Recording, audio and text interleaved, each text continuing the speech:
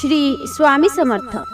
सुखी जीवनासाठी काही महत्त्वाचे उपाय आणि तोडगे. 1. घरामध्ये नकारात्मक शक्ती प्रवेश करू नये म्हणून मुख्य दरवाजाजवळ तुळस असणे आवश्यक आहे. 2.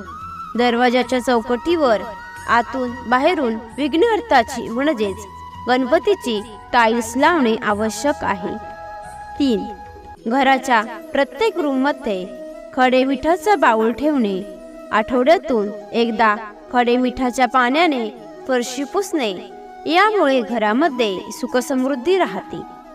4. मुलांची शैक्षणिक प्रगती चांगली होण्यासाठी त्यांना पूर्वेला डोकं आणि पश्चिमेला पाय करून झोपवावे.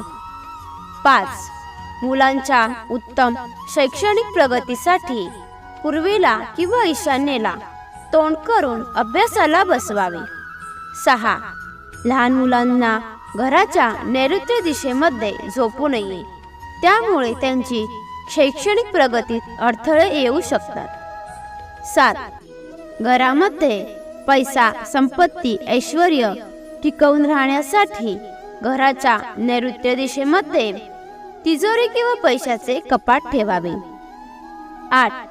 घरामध्ये शैक्षणिक आर्थिक प्रगती व्हावी यासाठी भडक रंगाचे कपडे वापरणे टाळावे.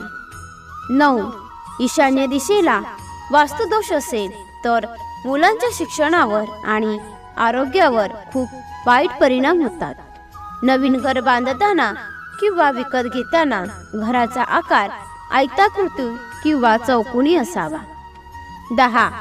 मुलांच्या उत्तम शैक्षणिक प्रगतीसाठी सरस्वतीचे प्रज्ञावर्धन स्तोत्र आणि गणपती अथर्वशीर्ष मुलांनी रोज म्हणावे. 11. उत्तम वैवाहिक आयुष्यासाठी नवरा बायकोंनी 2 जोडलेल्या बेडवर झोपू नये. 12. नवीन घर घेताना पहिल्या व शेवटच्या मजल्यावरचे घर विकत घेणे टाळावे. आरोग्यदायी जीवनासाठी घरामध्ये काळा, लाल हे रंग कोठेही येऊ देऊ नये. 13. दक्षिणेला पाय करून झोपू नये, कारण आरोग्य, पैसा व मानसिक ताण यांची हानी होते. 14. घराच्या मुख्य दरवाजाजवळ उतरता किंवा चढता जिना असेल तर अनेक वाईट घटनांना सामोरे जावे लागते.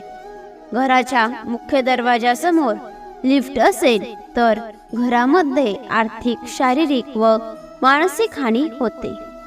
15.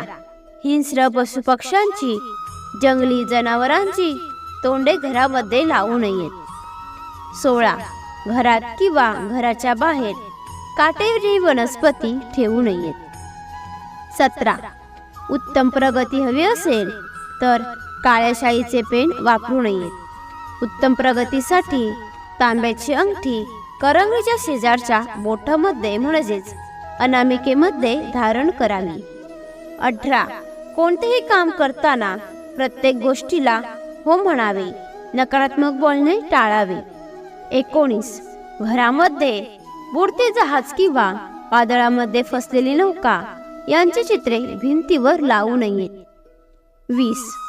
जर कोणी यात्रेला प्रारंभ करण्यापूर्वी गाय सामोरी आली अथवा गाय आपल्या वासराला दुग्धप्राशन करताना दृष्टीस पडल्यास आपला प्रवास व ज्या कामासाठी निघालो आहे त्यात खात्रीने सफलता मिळते. 21. ज्या घरात अंगणात गाय आहे त्या घरातील वास्तुदोष स्वतःहून नष्ट होतात. 22. गोमातेच्या पूजनाने कुंडलीतील बरेचसे दोष नाश पावतात. 23. ज्यांच्या कुंडलीमध्ये पितृदोष आहे अशांनी आपल्या जीवनातील संघर्ष व असफलता कमी होण्यासाठी गोमातेला, गाईला दररोज चपाती, भाकरी, गूळ, हिरवा चारा यापैकी जमेल ते खाऊ घालावे. दररोज न जमल्यास किमान अमावस्येला गाईला घास, गोग्रास दिल्यास पितृदोषाची तीव्रता नक्कीच कमी होण्यास सहाय्यक ठरते. 24.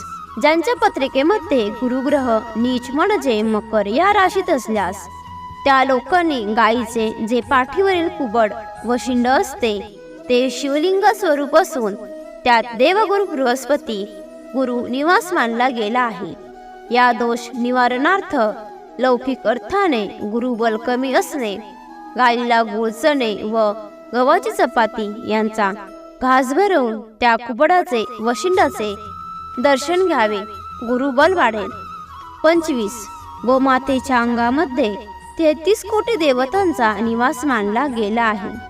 तिच्या हर एक अंगात एक एक देवतेचे निवासस्थान मानले गेले आहे. गोमातेच्या डोळ्यामध्ये प्रकाश भगवान सूर्यदेव तसेच ज्योत्स्ना स्वरूप चंद्रदेव यांचे अनुष्ठान मानले गेलेले आहे. त्यामुळे ज्यांच्या कुंडलीमध्ये सूर्य व चंद्र दूषित असण्यामुळे जे जे अशुभ योग असतात अथवा ज्यांना नेत्ररोग डोळ्यांचे आजार असतील त्यांनी गोनेत्राचे दशदर्शन घेतल्याने डोळ्यांची ज्योती सुधारण्यास मदत होते व कुंडलीतील सूर्य चंद्र दोषाचे शमन होते. तुम्हाला ही माहिती आवडली असेल तर लाईक आणि शेअर करा. तसेच अशीच माहिती नेहमी ऐकण्यासाठी चॅनलला सबस्क्राईब नक्की करा. श्री सद्गुरू स्वामी समर्थ. धन्यवाद.